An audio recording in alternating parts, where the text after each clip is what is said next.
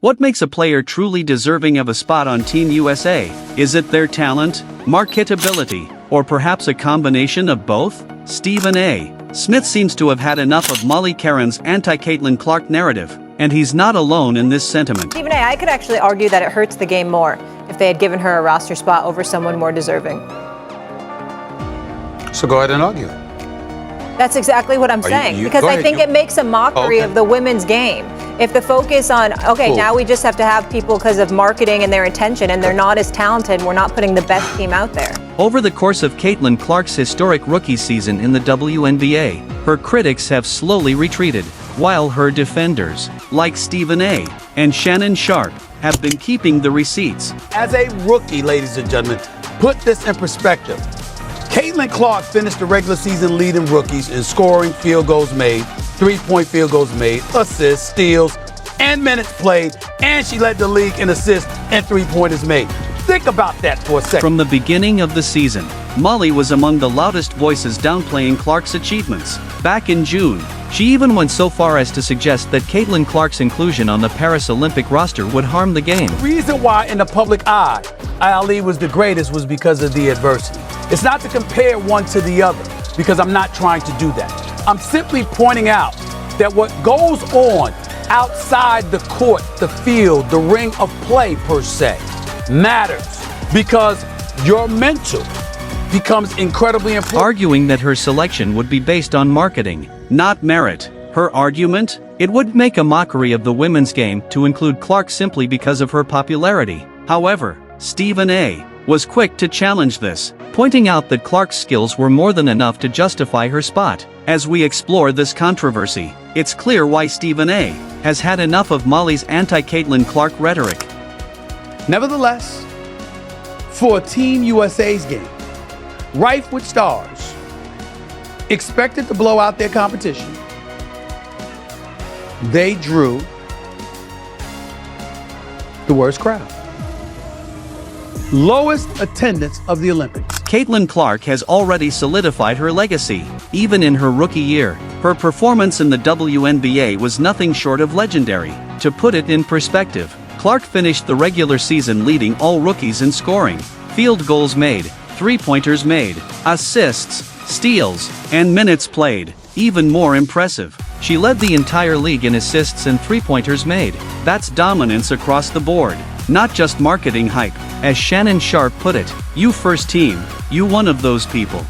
Clark's path wasn't easy, though. She faced constant criticism both on and off the court, but she responded to the pressure with grace and resilience. Her ability to rise above adversity earned her comparisons to some of the greatest athletes in history. Stephen A.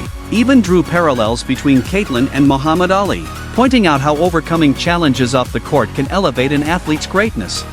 But the criticism from Molly and others wasn't just about her talent. Molly believed that including Clark on Team USA would detract from the accomplishments of other, more seasoned players. In her view, giving Clark a roster spot based on her popularity would be unfair to the more deserving players. However, this argument fell apart when Team USA, despite having a roster filled with stars, drew the worst crowd of the Olympics. Their games saw record-low attendance, and many speculated that if Clark had been on the team, more fans would have tuned in. In retrospect, it seems Team USA might have benefited from Clark's box office appeal.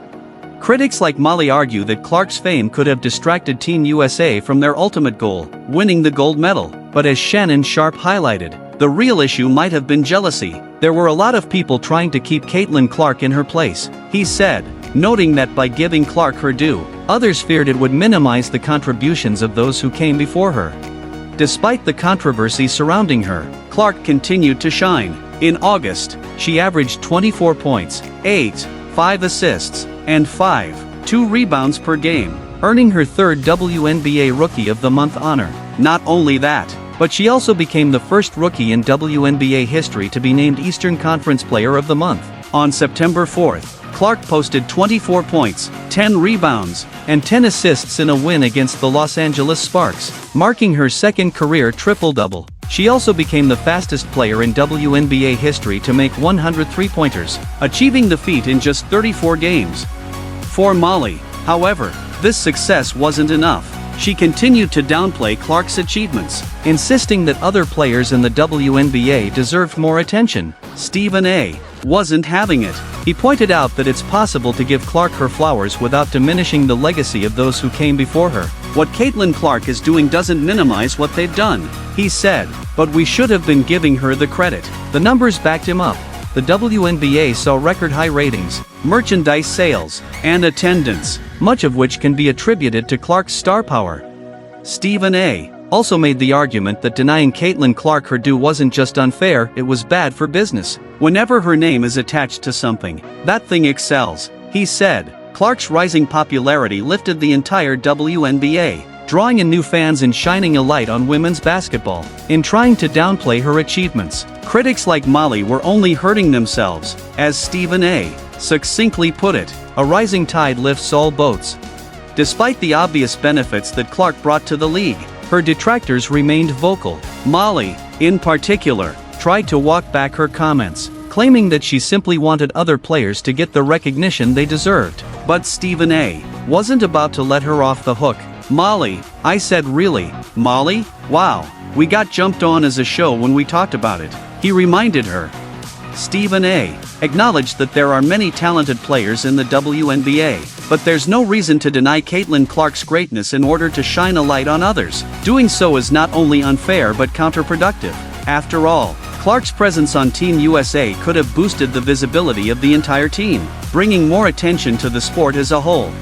Molly's argument that Clark wasn't ready for the Olympic team doesn't hold up under scrutiny. At the time of the roster selection, Clark was already averaging more points per game than several players who made the team. Don't make it seem like she was averaging 5 points a game, Shannon Sharpe said, emphasizing that Clark's talent alone should have earned her a spot.